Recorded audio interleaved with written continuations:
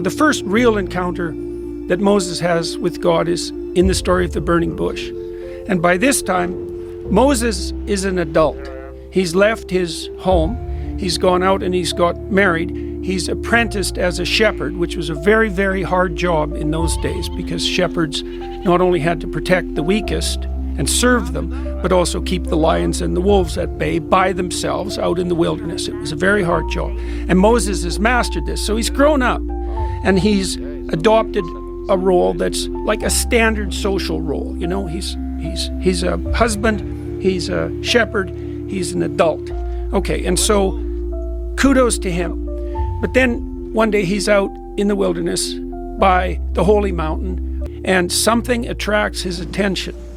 And he goes off the beaten path to investigate. Okay, so that's the first thing, that's the first bit of wisdom to derive from the story. You'll have your role, and you should have your role as a socialized adult, right? So you're kind of a type that way. You're maybe even a cookie cutter type, but you've adopted this mature social role.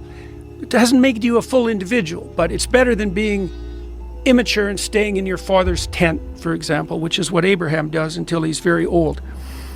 So something attracts Moses' attention and he goes off to investigate. Okay, so, and then he sees that it's a burning bush. And so what's a burning bush? Well, it's the tree of life, and life is often represented as a branching tree.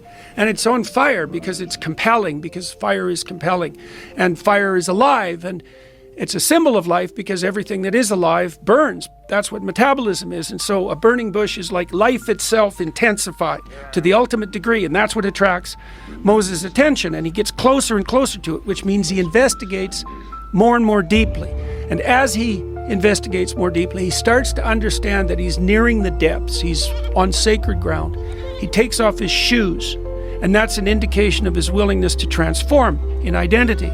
And he continues to investigate, and then the voice of being itself speaks to him from the depths, and it tells him that it reveals itself to him as the ground of being itself, and it transforms him into the leader who invites his people away from slavery and who stands up against tyranny.